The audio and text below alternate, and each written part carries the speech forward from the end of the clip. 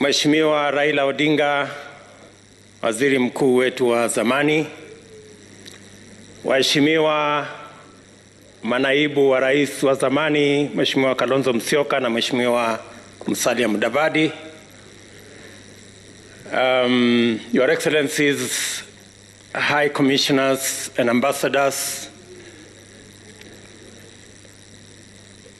maspika wetu wa bunge la Senate na bunge la kitaifa, viongozi wote, ladies and gentlemen, good afternoon.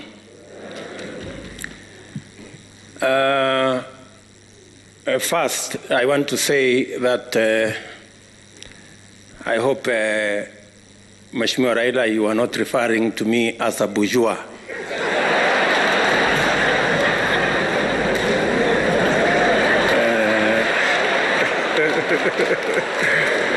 But I want to agree with you.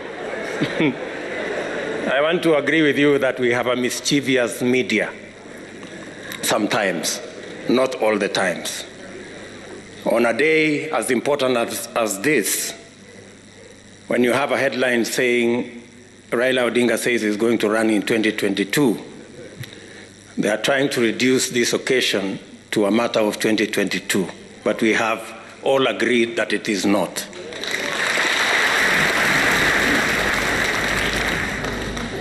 But on the same media, the same headline, they have said that William Ruto is coming to meet demons at Bomas.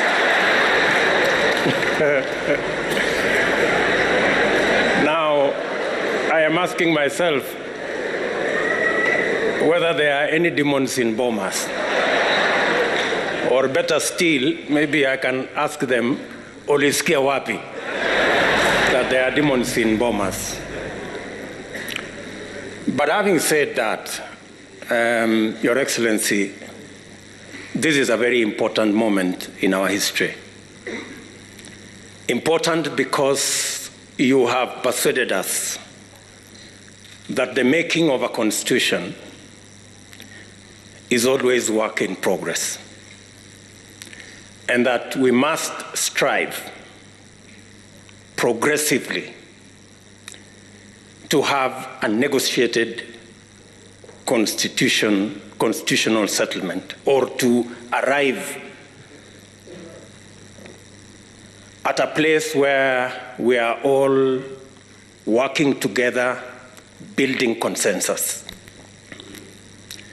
And I share fully with those sentiments. I know even as we are having this meeting and this launch of this report of the Building Bridges initiative, Your Excellency, you have persuaded us that this is a moment to look at our Constitution and to find progressive amendments to our Constitution. There are those who believe, yes, it's a constitutional moment, but to progressively implement the 2010 Constitution. Civil society and others think so.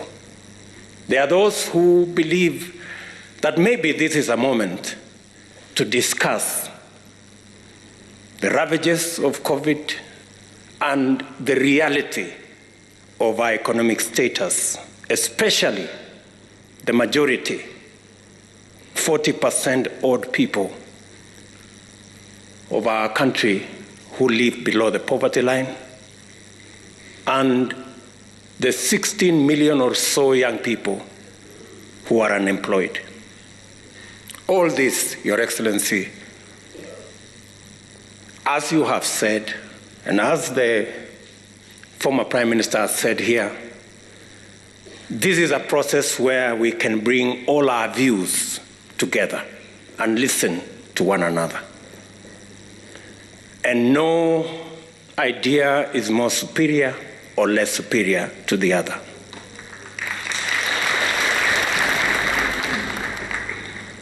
Let me say we have a civic duty, all of us as Kenyans, to engage in this process. We do not have the luxury to say, I don't care. We do not have the luxury to walk away. In any case, it is said that the punishment given to good people who don't participate in the politics and governance of their country, the punishment given to them is to be ruled by fools. I don't think any one of us here wants to be ruled by fools. That's why we must participate in this process. And it's our civic duty to do so. The BBI process has given us a raft of proposals for us to see, to interrogate, to improve. You did tell us, Your Excellency, that we're all free to improve on this process. And the many proposals that have been put, especially that were outlined here by Adam Solo on administrative issues, on legislative issues, I believe that since we have a forum where in Parliament and in government, where we can discuss the policy, the administrative, and the legal issues in Parliament, that can be interrogated in that process.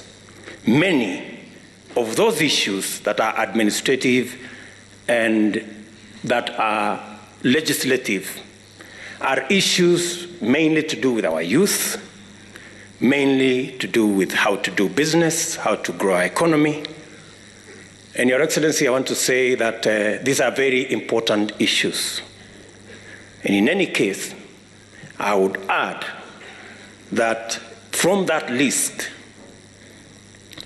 especially on matters to do with young people, how we can assist them with Higher Education Loans Board and give them a moratorium, how they can start business, it must not be lost on us that the real problem, the real problem is that these young people are jobless. That is the real cause of all this. And that is the discussion we must have. That is the discussion we must have. Having said that, Your Excellency, there are, in my opinion, gaps. The single most important sector that drives our economy, contributing 25% directly to our GDP, and through manufacturing another 24%, and which employs almost 65% of all people in Kenya, is the agricultural sector. I dare say, Your Excellency, that this is an area that, again, we must find a mechanism of having a conversation, especially the farming community, and matters to do with productivity, matters to do with proposals that were made on guaranteed minimum returns for our farmers, our wheat farmers, our sugarcane farmers, our coffee farmers, our tea farmers, our dairy sector, the pastoralist corner. Your Excellency, it is my humble submission that that is an area that we can improve this document on.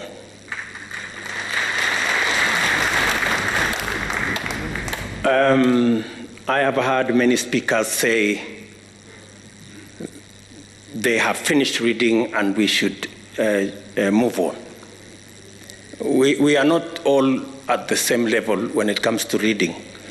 Scientists like myself, we take a bit long because we interrogate things and we want experiments and we do many things. So I would plead with the fast learners like Kalonzo Musyoka to bear with us just a bit so that we can all move together. And I agree with Kalonzo Musyoka that we should try and have a non-contested referendum if we will end up there. But, Your Excellency, let me just say 2 or 3 things before I conclude. On the matter of the judiciary, allow me to say there is huge space for us to have an improvement on the proposal that has been made. Access to justice is one of the biggest challenges that we had, and that is why the 2010 Constitution was promulgated. As we talk today, the judiciary, as per the requirements of the law, there should be a high court in every county. As we talk today, there are counties, almost 5 counties, that do not have a high court, and many Kenyans have to travel far to look for justice. As we talk today, though the law provides that there must be a court at least in every sub-county, there are 160 counties that do not have a court at all. And the problem is that the budget for the judiciary, we need to operationalize the judiciary fund that is already in the Constitution, so that the judiciary can establish more courts and the judiciary can hire more judges and more staff so that Kenyans can have access to justice. The recommendation that has been made to have an ombudsman appointed by the executive into the judiciary, in my respectful submission, is a derogation from the independence of the judiciary. And we must be careful. We must be careful about the independence of institutions. We are coming from a history where judges received telephone calls, where courts were held at night. We do not want to go there. On the matter of IEBC, let me say, on the matter of IEBC, the recommendations that I have read say that political parties participate in the appointment of commissioners to IEBC. My brother Raila Odinga is good at football. So let me try to ask, how fair will be a league where the referee is appointed by teams? And not all the teams, some teams. How fair will this league be? If you persuade me that you will end up with a fair game, fine. That's what I'm saying. So if you tell me it is okay for some players, for some teams, not all the teams participating, to appoint the referee, if that's what we are saying, I have my reservations. And I need to be persuaded, like many other Kenyans, that that is fair. On the third issue, you have heard me, I have heard you. And I think that is good progress. It's good progress. You've heard me, and I have heard you. You think it's fair? I have a different opinion. Maybe we will find a meeting ground somewhere. The third issue, the third issue, Your Excellency, is the independence of our police force. The 2010 Constitution was very clear that the police must act independently of any politicians, whether they are in government or in the opposition. To recommend that we will have a police council chaired by a CS is actually a derogation from the independence of the police. And I want to ask you, we must be careful on where we are going. Today, you may have the latitude to do what you think will be right as per you. Tomorrow, the shoe will be on the other leg.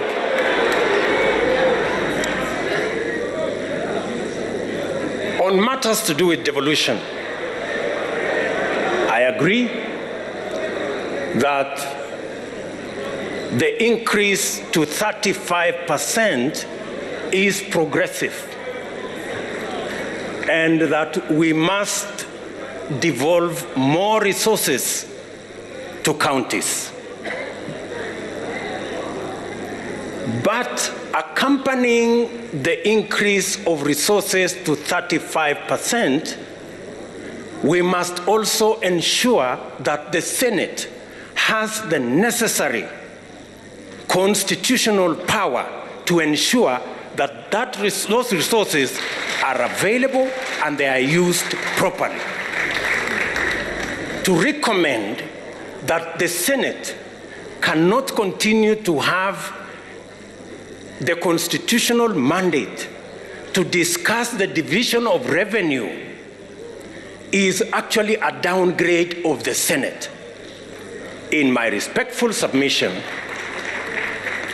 with additional resources and with some members of parliament now being members of the executive because of the appointment of some members of parliament as members of the executive, in fact, the recommendation should not be a downgrade of the Senate, it should be an upgrade of the Senate to the upper house.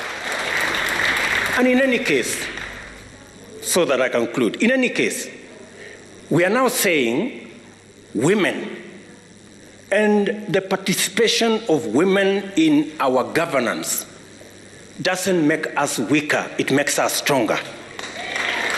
It doesn't make us lesser, it makes us greater.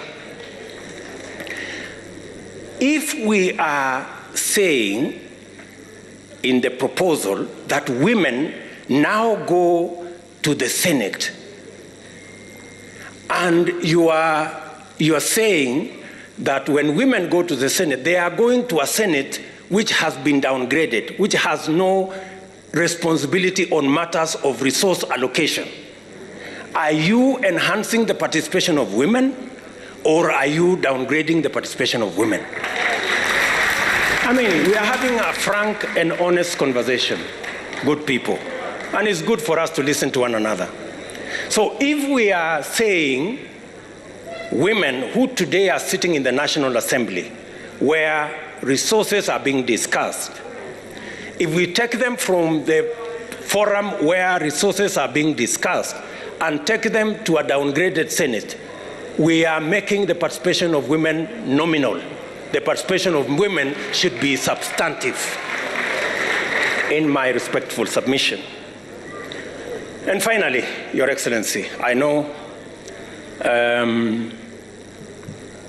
my brother Bishop Oginde has said there are hustlers here and they should stop the hustling, and there are the reggae people and they should stop the reggae. I don't know about the reggae, maybe I can talk about the hustlers. But let me say the following. The real elephant in this whole conversation is what was identified as the winner-take-all and the inclusivity question. Now, Professor Adam Solo, I have confessed I am a scientist and I'm a bit slow. I want you to explain to me in this proposal. You have said that in this proposal, we will have the president with his running mate, deputy president. They will win, or we have candidates, they will win an election, and then the president will appoint the prime minister and the two deputies from the winning coalition, and then we will have the runner-up being the leader of opposition. Now, no problem, it doesn't matter who it is. I have no problem. You know, let us not personalize, there is no problem.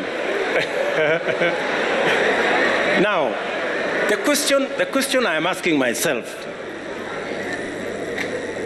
have we sorted out the winner take all question? Oh, is that so? So, the president from his side, like for example here, President Uhuru Kenyatta, I am here, Kimunya is the prime minister, because he's the leader of majority. We have Jimmy Angwenyi, who is our deputy, as a deputy prime minister, and maybe Maoka Maore as one of the deputies. So, what happens to the whole NASA brigade, together with Musalia and all these other people? I mean, and I am not saying anything. I'm just saying I want to be persuaded. And forgive me if I am slow. Forgive me. There are so many Kenyans who are in my category. Are we together? Finally, on this inclusivity question,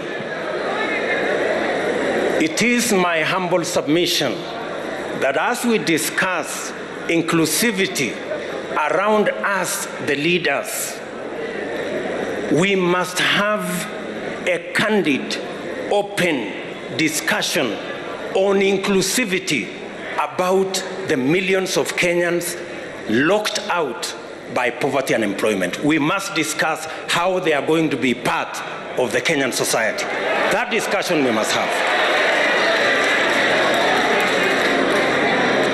And I want to thank the young man, very good, and the bright, intelligent young man from Kitale, because he said that we should not bring 16th century technology. And I am sure he was referring to the wheelbarrow. And possibly he was referring to me and this wheelbarrow. Sindio? Good. Now, the question I want to ask us, how come in the 21st century, a 16th century tool called the wheelbarrow, millions of citizens in the 21st century are still dependent on the wheelbarrow and mokokoteni? That is the discussion we need to have. Yes. That is the discussion we need to have. And that discussion is a discussion that involves millions of Kenyans. Millions of Kenyans. Let me then say, as I conclude,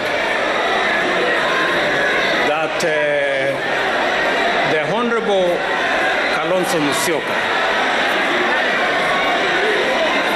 I am finishing. You know, I speak for millions of hustlers, so just give me a minute. Thank you. Thank you very much. Thank you very much. Thank you very much. So, Bishop Oginde said that the hustlers must stop the hustling. I have heard leaders here say that as we discuss this conversation, we must not have an us versus them. I have also heard leaders here say we must never have a conversation and a contest about the poor and the rich. We must never go there. And I believe we must never go there. But I want to remind you, good people, Abraham Lincoln, the 17th President of the United States of America, said, "Things may come to those who wait, but only things left by those who hustle." That is Abraham Lincoln. He was never talking about the rich and the poor. He was talking about the people who wake up early, the people who sleep late, the people who work hard, and that is the society we need to build. It is now my humble pleasure, ladies and gentlemen, to ask His Excellency the President of Kenya to make his remarks, and thank you very much for listening to me. Asanteni sana.